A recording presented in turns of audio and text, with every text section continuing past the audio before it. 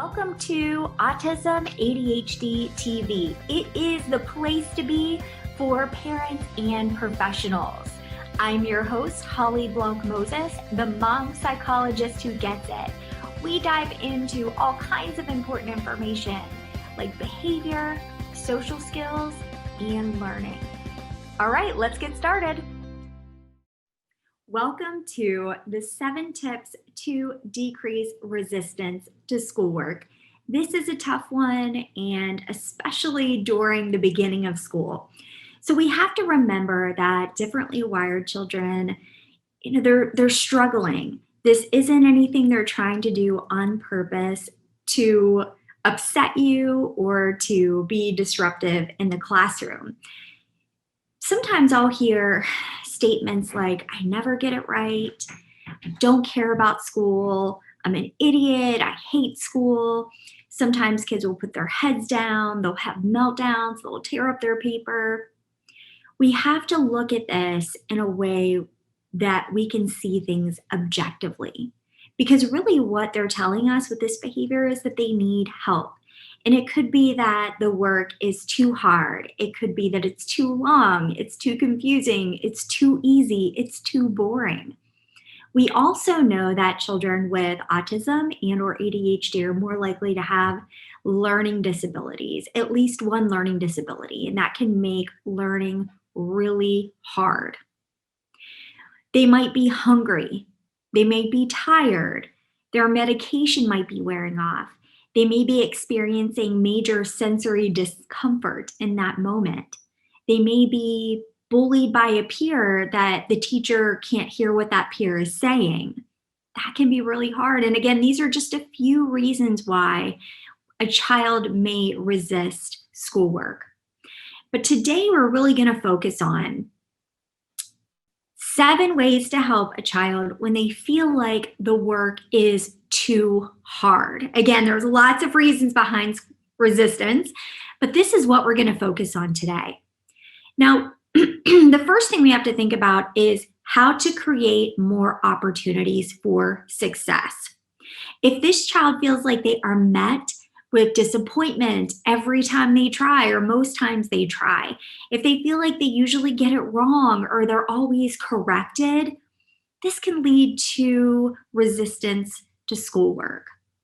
So we need to cut down on the disappointment, the shame, the frustration, and help them feel more confident.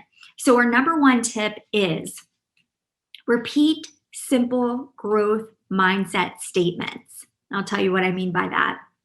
Simple statements can be made by educators to all of the students in the class multiple times a day, before even every subject if they want to.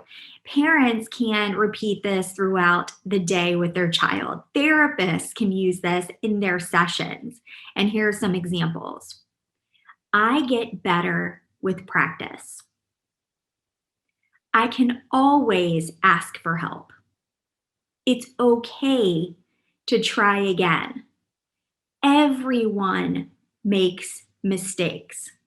Mistakes are great because that's how we learn. It's important to say these statements or statements like these over and over and over. You cannot say them enough. We have to repeat them often because we're directly competing with thoughts like, I'm not good enough, I'm a failure, I get everything wrong. Because these are often the statements that they're popping up in our child's heads, the heads of our students, and the heads of our clients. Again, here's those examples. I get better with practice. I can always ask for help. It is okay to try again.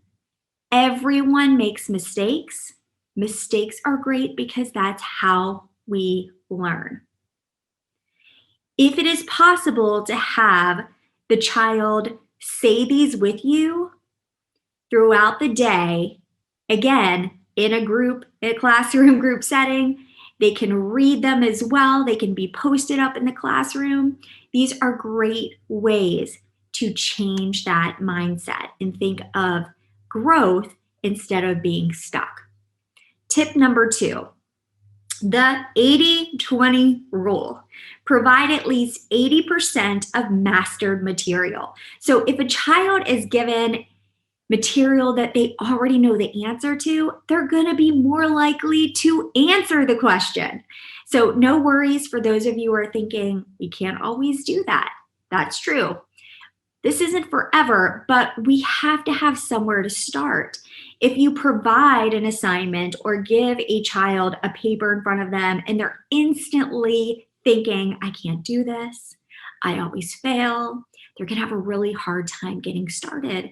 But if they look at material and think, yeah, I know this answer, that's really cool. You can also let them know the answer before you ask it. For instance, if a teacher's in a classroom and a child is really having a hard time participating, let that child know a question you're going to ask before you ask it, the answer to it, and then they can participate by answering your question when you call on them because they already know the answer. Their anxiety is definitely going to decrease.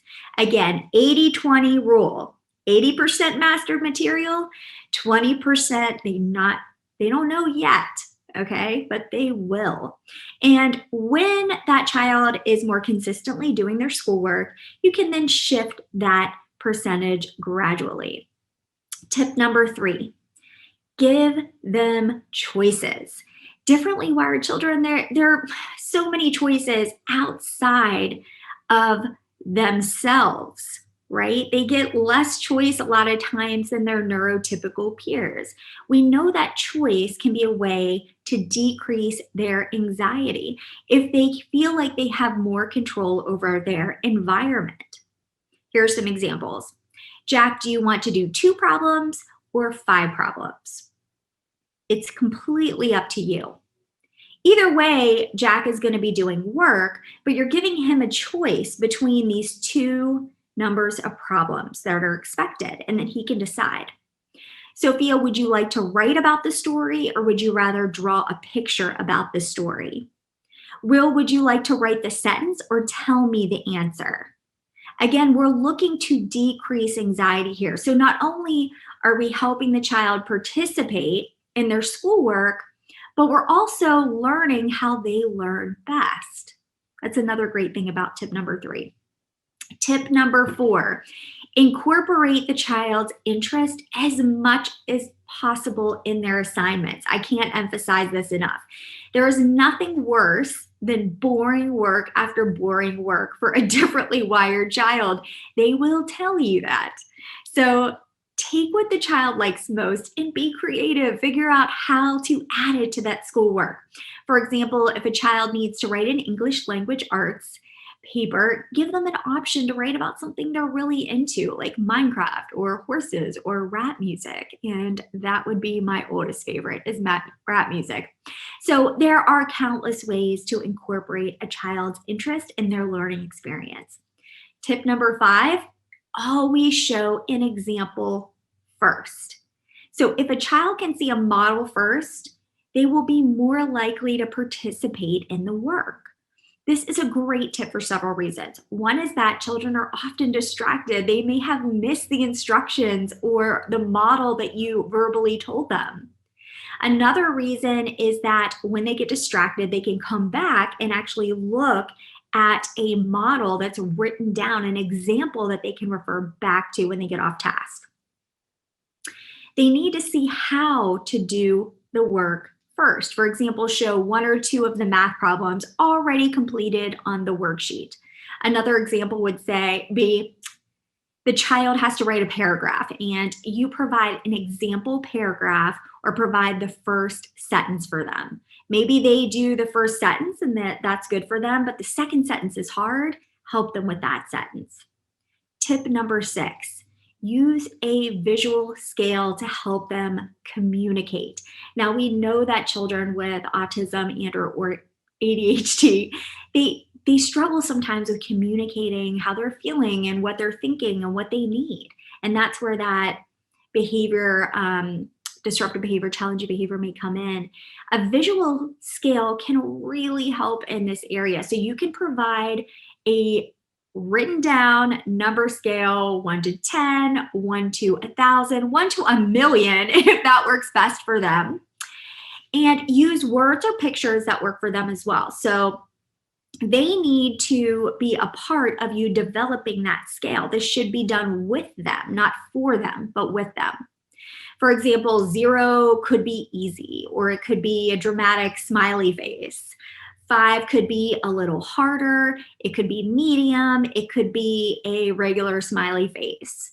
10 could be really hard. It could be a frowny face. Whatever works best for that child. It needs to be meaningful to that child. Again, not done for them, but with them. How you label the scale should be directly related to how the child thinks and their experience.